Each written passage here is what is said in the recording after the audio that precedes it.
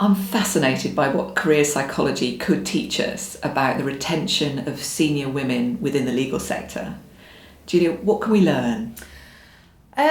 The law industry is really interesting in terms of its gender balance because there's been such a huge increase in the last decade in the number of women going into law firms, and yet we're still not seeing them at partner level. Now, the reasons for this are complex, and I won't go into them all today, but there is one sort of chunk of evidence within career psychology that I think is quite revealing. There's a model called the kaleidoscope model, and it looks at the different drivers, so the different kind of factors that motivate men and women at different stages of their career. So the evidence suggests that in early career, men and women are both motivated by what the scholars call challenge. So that's, is this going to be difficult? Am I going to be en route to promotion? Is this high prestige? Am I going to be paid well? So those sorts of challenge factors are as prevalent in women as in men in their early career stages, in their early 20s. And that represents law perfectly and explains why women are as enthusiastic as men, or more so, about going into that as a profession. Now, in mid-career, you start to see a difference in the drivers behind what motivates women in their careers and what motivates men. So men in their mid-career stage are still motivated by challenge. So all those things about, am I on a promotional ladder? Am I getting paid well? Am I learning lots? Are still really important to men. But there comes in a little element of authenticity as well, which is men are starting to think, can I be myself here? So that's driving men in their mid-career stage. What's driving women at this stage is the notion of balance. So women are starting to think about what's going on in the rest of my life and how can I incorporate my career within my whole life. Now, some of that's to do with caring responsibilities. So some of that is to do with, I'm now a mum and how can I be a mum and be a lawyer?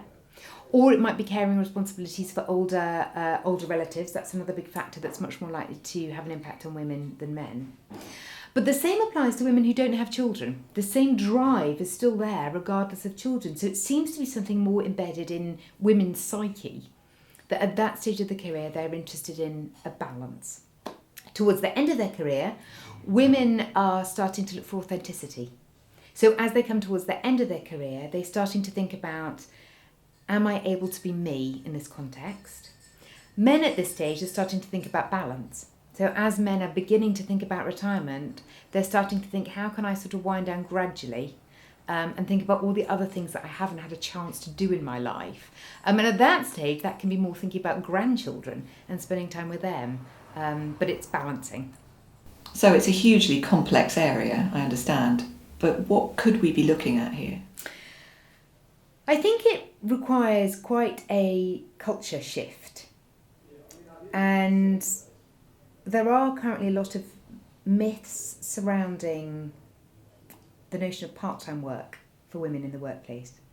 Now, in general, when employers and managers are asked how do they feel about employing part-time women, part-timers, but specifically part-time women, managers and employers are quite negative, and they see the fact that a woman is part-time as a sign that her priorities are not with work.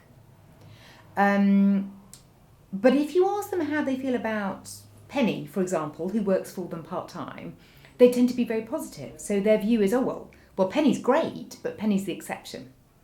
And actually, Penny is not the exception. There's plenty of evidence out there that part-time workers achieve more per hour than full-time workers. They're not as fatigued, so they've got more energy to devote per hour.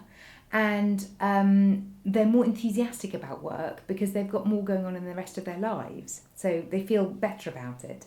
So they achieve more per hour, and they also work longer hours per hour, if that makes any sense, than full-time workers. So actually, part-time workers are very committed and very productive, but there's a perception that that is not the case. I think law firms might be able to have a look around at other sectors and see if there are things they could learn from elsewhere. I always think the NHS is a very interesting model for part-time consultants within the doctors. There's a culture within the NHS that it's absolutely fine for the senior doctors to be part-time. And this has been the case in the NHS for some time, and it's tried and tested and very accepted. And I think in part this is because the drive there has come from men. So traditionally, senior consultants within the NHS often work part-time for the NHS and part-time in their private practice. So there's been a real will from the powerhouses within the NHS to make senior part-time part of the culture and to make it work.